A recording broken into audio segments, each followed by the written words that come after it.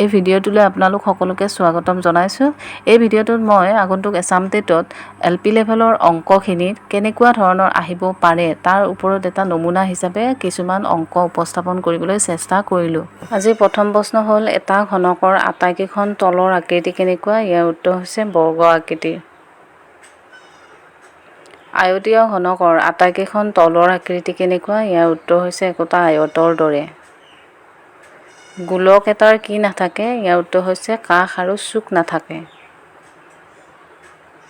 গোলকৰ তলখন কেনেকুৱা? ইয়াৰ উত্তৰ হৈছে বক্ৰতল।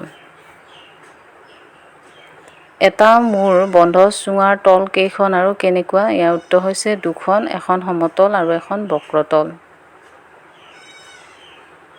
দুটা মূৰ বন্ধ চুঙা এটাৰ তল কেইখন আৰু কি কি? ইয়াৰ উত্তৰ হৈছে এখন বক্ৰতল। শংকু এটাৰ কি কি থাকে? ইয়াৰ উত্তৰ হৈছে ইয়াৰ দুখন তল থাকে, এখন সমতল আৰু এখন বক্ৰতল, আৰু লগতে ইয়াৰ এখন কাষ আৰু এটা চুক থাকে।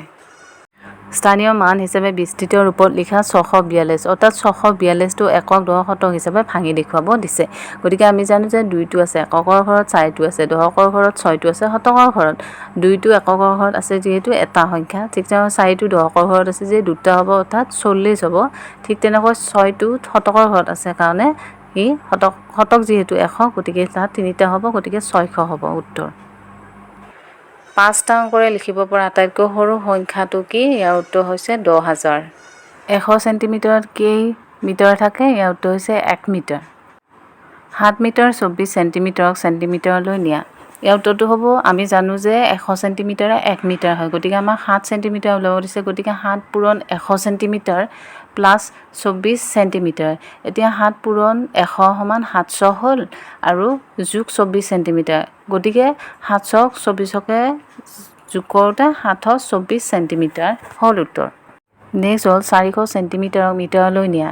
এতিয়া ইয়াৰ উত্তৰটো কি হ'ব? আমি জানো যে 1 মিটাৰত 100 চেণ্টিমিটাৰ থাকে, গতিকে এতিয়া আমাক কৈছে 400 চেণ্টিমিটাৰ। আমি যদি 400 চেণ্টিমিটাৰটোক ভাগ কৰোঁ, 4টা 100কৈ যদি ভাগ কৰোঁ, তেতিয়া আমি কিমান পাম? আমি জানো যে 100 চেণ্টিমিটাৰত 1 মিটাৰ থাকে, গতিকে আমি কেইটা 400ক 4 বাৰ 100কৈ ভাগ কৰোঁতে আমি 4 মিটাৰ পালোঁ, গতিকে ইয়াৰ উত্তৰটো হৈছে 4 মিটাৰ।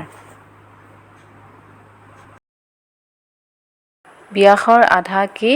ইয়াৰ উত্তৰ হৈছে ব্যাসাৰ্ধ। ব্যাসাৰ্ধৰ দুগুণ কি? ইয়াৰ উত্তৰ হৈছে ব্যাস। 1 কিলোগ্ৰামত কিমান গ্ৰাম থাকে? ইয়াৰ উত্তৰ হৈছে 1000 গ্ৰাম। সমতুল্য বা সমমান ভগ্নাংশৰ উদাহৰণ। ইয়াৰ উত্তৰ হৈছে 2/1, 4/2, 8/4, 2/2, 4/4, 5/5, অৰ্থাৎ যাৰ ভগ্নাংশৰ মানটো সমান হয়, অৰ্থাৎ 2/1, 4/2, 8/4 মানটো 2/1 ওলাব। ঠিক তেনেকৈ 2/1, 4/1, 5/1ৰ মান 1 হ'ব আটাইকেইটাৰে। 24 ঘণ্টাৰ ঘড়ী এটাত ৰাতি 10:30 বাজিলে ঘড়ীটোৱে কেনেদৰে দেখুৱাব? ইয়াৰ উত্তৰ হৈছে 22:30 PM। বছৰত কেইটা মাহ 31 দিন থাকে? ইয়াৰ উত্তৰ হৈছে 7টা। বছৰত কেইটা দিন 30 দিনীয়া থাকে? ইয়াৰ উত্তৰ হৈছে 4টা।